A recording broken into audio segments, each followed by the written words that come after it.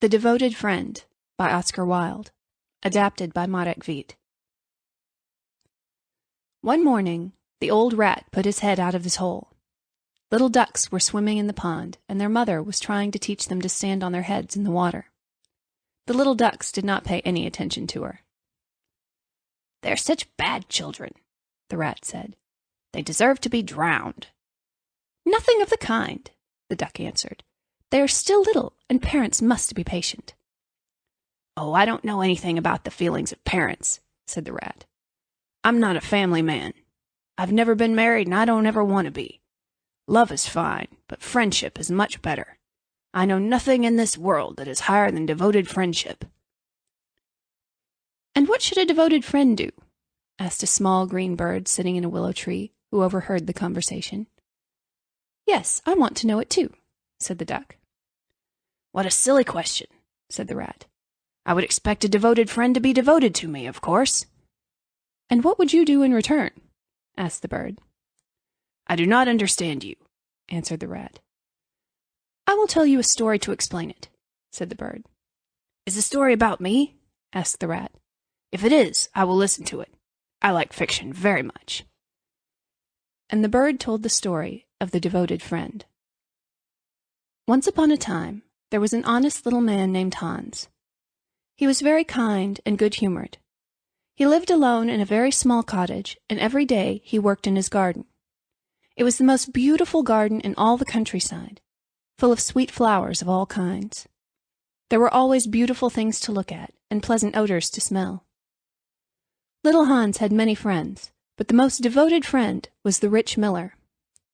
He was so devoted that he always stopped at his garden to pick some flowers, or fill his pockets with plums or cherries. "Real friends should have everything in common," the miller always said. Little Hans nodded and smiled. He was very proud of having a friend with such great ideas. Sometimes the neighbors thought that it was strange that the miller never gave little Hans anything in return, even though he was very rich. But Hans never thought about these things.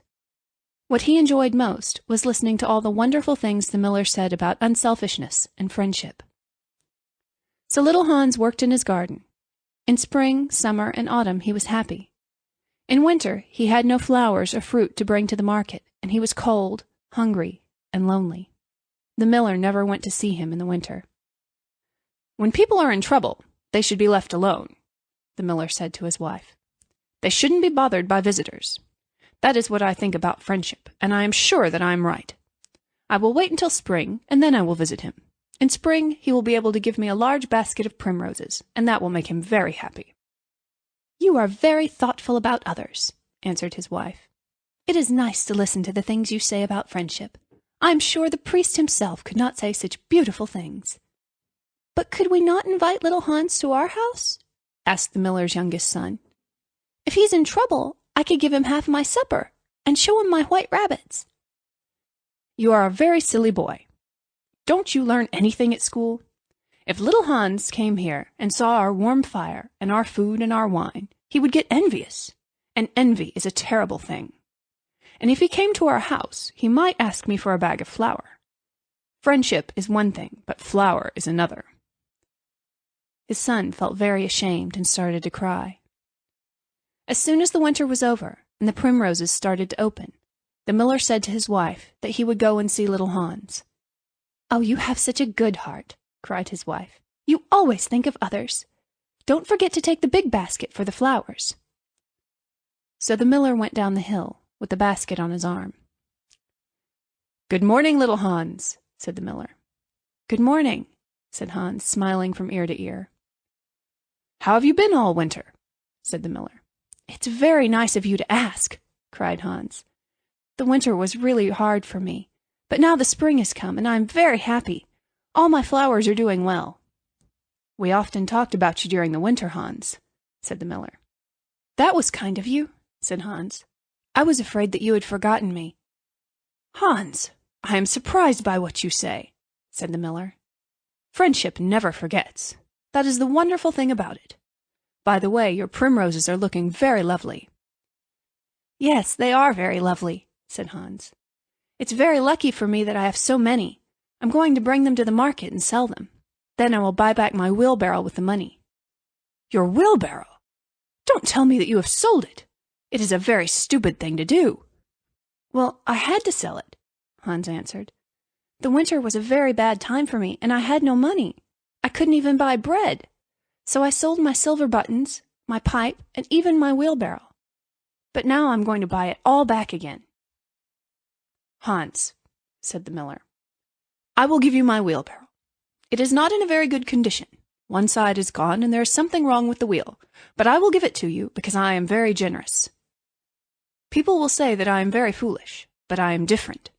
I think that being generous is the most important thing about friendship. Besides, I have a new wheelbarrow for myself." "Really, you are very generous," said little Hans, and he was very happy.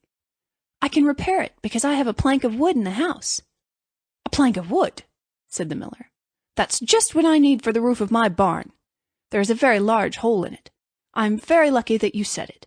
I have given you my wheelbarrow, and now you are going to give me your plank.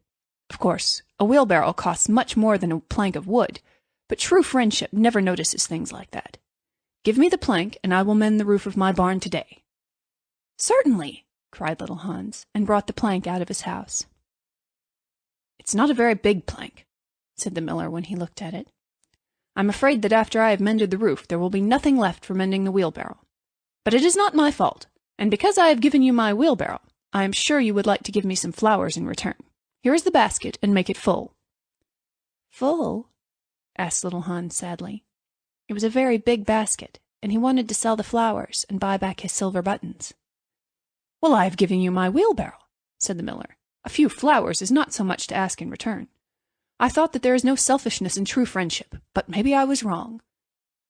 "My dear friend, my best friend," cried little Hans, "you can have all the flowers in my garden. You are more important to me than my silver buttons," he said, picking all his pretty primroses, and filled the miller's basket. "Goodbye, little Hans," said the miller, and went up the hill with the plank on his shoulder and the big basket in his hand. "Goodbye," said little Hans. He began to work happily because he was so pleased about the wheelbarrow.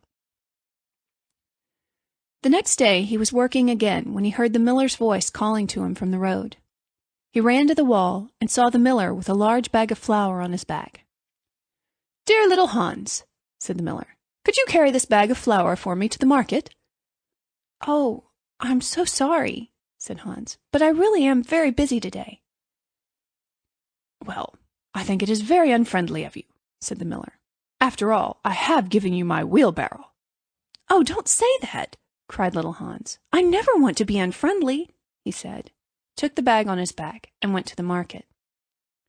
It was a very hot day, and Hans was very tired. He got to the market, waited there for some time, and sold the bag of flour for a very good price. Then he returned home. "It has certainly been a hard day," said little Hans to himself when he was going to bed. "I'm glad I did not refuse the miller. He is my best friend, and he's going to give me his wheelbarrow." Early the next morning, the miller came down to get the money for his bag of flour, but little Hans was so tired that he was still in bed. "You are very lazy," said the miller. "I'm going to give you my wheelbarrow, so you should work harder. Being lazy is a sin. I hope you don't mind that I speak so openly with you. Friends should say what they really mean. Anybody can say nice words, but a true friend can say unpleasant things because he knows that they are good." "I am very sorry," said little Hans. "I was so tired that I wanted to lie in bed for a little time and listen to the birds singing. Do you know that I always work better after I hear the birds sing?" "I'm glad of that," said the miller, "but I want you to come up to the mill and mend the roof of my barn." Poor little Hans was very anxious to go and work in his garden, because his flowers had not been watered for 2 days, but he did not want to refuse the miller. He was such a good friend to him. "Do you think it would be unfriendly if I said I was busy?" he asked in a shy and quiet voice. "Well," answered the miller, "I do not think it is much to ask of you. After all, I am going to give you my wheelbarrow. But of course, if you refuse, I will go and do it myself."